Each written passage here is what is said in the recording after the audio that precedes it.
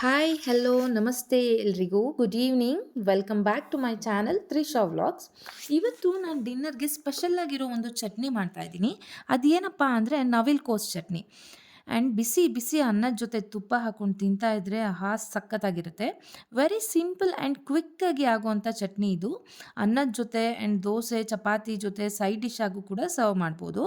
ನವಿಲು ಕೋಸ್ದು ಬೆನಿಫಿಟ್ಸ್ ಏನೇನು ಅಂತ ಹೇಳಿದ್ರೆ, ಶುಗರ್ ಬರದೇ ಇರೋ ಥರ ತಡೆಗಟ್ಟುತ್ತೆ.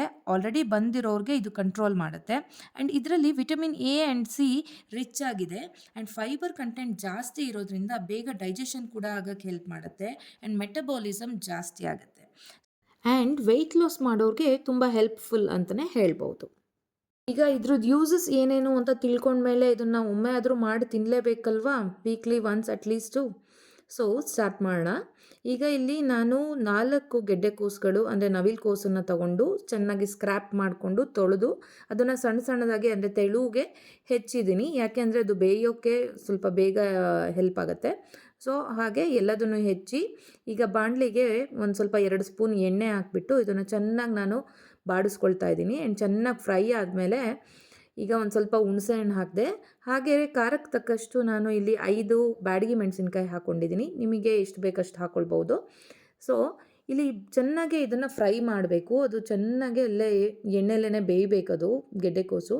ಆ್ಯಂಡ್ ಈಗ ನೋಡ್ಬೋದು 2 ಸ್ಪೂನು ನಾನು ಬಿಳಿ ಎಳ್ಳು ಹಾಕ್ಕೊಳ್ತಾ ಇದ್ದೀನಿ. ಬಿಳಿ ಎಳ್ಳು ಹಾಕೋದ್ರಿಂದ ಟೇಸ್ಟು ಸಖತ್ತಾಗಿರುತ್ತೆ. ಆ್ಯಂಡ್ ನಮ್ಮ ಬಾಡಿಗೆ ಬೇಕಾಗಿರುವಂಥ ಆಯಿಲ್ ಕಂಟೆಂಟ್ ಅದು ಪ್ರೊಡ್ಯೂಸ್ ಮಾಡುತ್ತೆ. ಸೊ ಅದು ಹಾಕೋದ್ರಿಂದ ತುಂಬ ಹೆಲ್ತ್ ಬೆನಿಫಿಟ್ಸು ಇದೆ, ಹಾಗೆ ಟೇಸ್ಟಿಯಾಗಿ ಕೂಡ ಇದೆ. ಆ್ಯಂಡ್ ನೆಕ್ಸ್ಟು ನಾನು ಇಲ್ಲಿ ಬಂದು ಆರ್ಗ್ಯಾನಿಕ್ ಬೆಲ್ಲ ತೊಗೊಂಡಿದ್ದೀನಿ. ಅದು ನಾನು 2 ಸ್ಪೂನ್ ಹಾಕ್ಕೊಂಡೆ.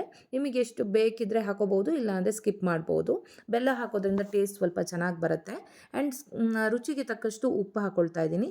ಇದಿಷ್ಟು ಹಾಕ್ಕೊಂಡು ಚೆನ್ನಾಗಿ ಫ್ರೈ ಮಾಡಬೇಕು. ಒಂದು 10 ಮಿನಿಟ್ಸ್ ಚೆನ್ನಾಗಿ ಫ್ರೈ ಮಾಡಿದ್ಮೇಲೆ ಗ್ಯಾಸ್ ಆಫ್ ಮಾಡಿ ಆಮೇಲೆ ಸ್ವಲ್ಪ ಅದನ್ನು ತಣ್ಣಗಾಗಕ್ಕೆ ಬಿಡಬೇಕು. ಆ ನಂತರ 10 ಮಿನಿಟ್ಸ್ ಆದಮೇಲೆ ತಣ್ಣಗಾಗಿರುತ್ತೆ.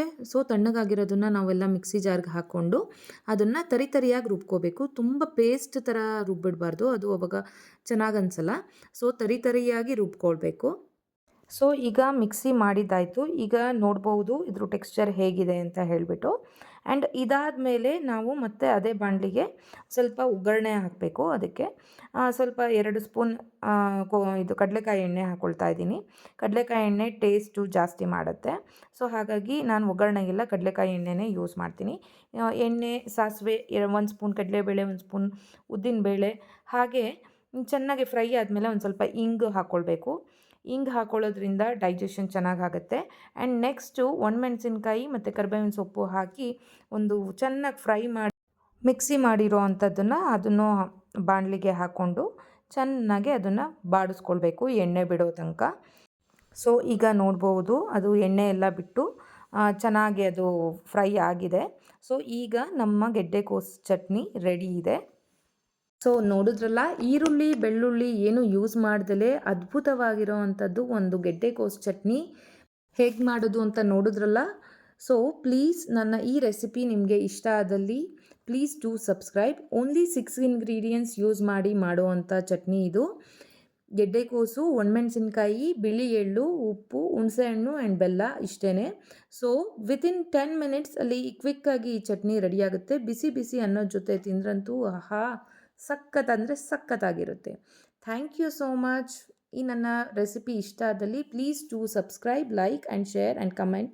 ಮತ್ತೆ ಸಿಗೋಣ. ಅಂಟಿಲ್ ದೆನ್ ಬಾಯ್.